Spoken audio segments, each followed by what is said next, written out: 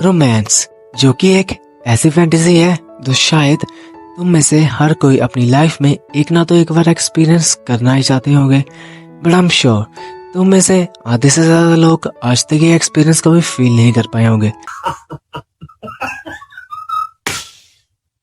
So what will most people do to escape from a harsh reality? तुम अपने computer के आगे बैठते हो और टाइप करते हो, Hey Google, suggest me something good, funny and entertaining anime to watch, and then you came across an anime called Kaiju number 8 air हो रहा है Crunchyroll इंडिया पर and is probably one of the best anime of this season. तुम्हारे मन में ये question आ रहा होगा कि मैं कब से काजू करे जा रहा हूँ। आखिर काजू है क्या चीज? काजू एक टाइप के जायंट मॉन्स्टर्स होते हैं, just like titans in Attack on Titan and just like Survey cops.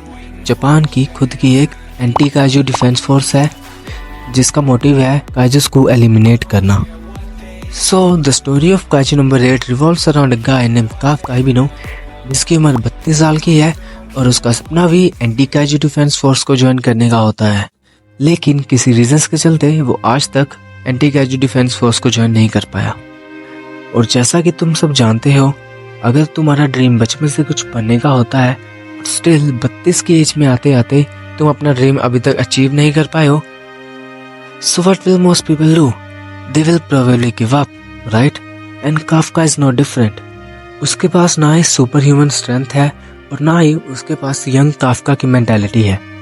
He is just regular human just like us. लेकिन लाइफ तो किसी का वेट नहीं करती एंड लाइफ में सरवाइव करने के लिए उसे एक जॉब ज्वाइन करनी पड़ती है। He was not satisfied with this job at all and feel frustrated and disappoint sometimes, लेकिन वो इतना पावरलेस है कि वह कुछ नहीं कर सकता and he just keeps on living without any hope. और तभी उसकी रूखी सूखी लाइफ में एंट्री होती है रेनो इचिकावा की, जिसका सपना भी डिफेंस फोर्स को ज्वाइन करने का होता है और वो काफका को मोटिवेट करता है फिर से डिफेंस फोर्स ज्वाइन करने के लिए and push him to achieve his goals once again. But destiny has some other plans, क्योंकि कई अनफॉर्चुनेट इवेंट्स के चलते काफका अब एक ह्यूमनॉइड काइजू में ट्रांसफॉर्म हो जाता है and he became what he hated the most. और आगे चल के एनिमे में क्या होता है, for that you have to watch the anime yourself. Well, personally मुझे ये एनिमे काफी पसंद आया और मेरे व्यूज इस पे काफी ज्यादा पॉजिटिव है and I give it a rating of 8.5 out of 10।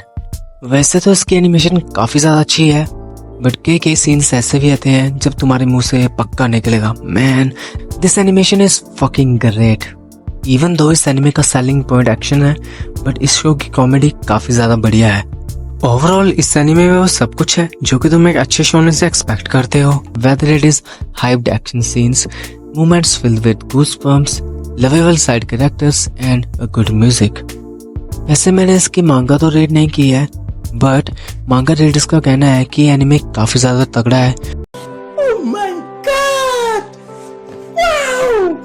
और फ्यूचर में ये animes like my hero academia, jujutsu Kaisen और चेनसॉ मैन जैसे एनिमे को टक्कर दे सकता है, बट आई डोंट बिलीव मांगा रेडर्स, क्योंकि when you expect something like this and in return you get something like this, so it's quite difficult to believe manga reader nowadays.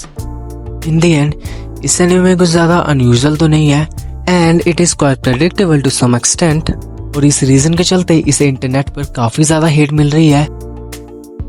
But I don't think this is a reason to hate any anime, क्योंकि अगर इस reason की वजह से कोई anime खराब होता तो आज डीमन स्लेयर इतना पॉपुलर ना होता।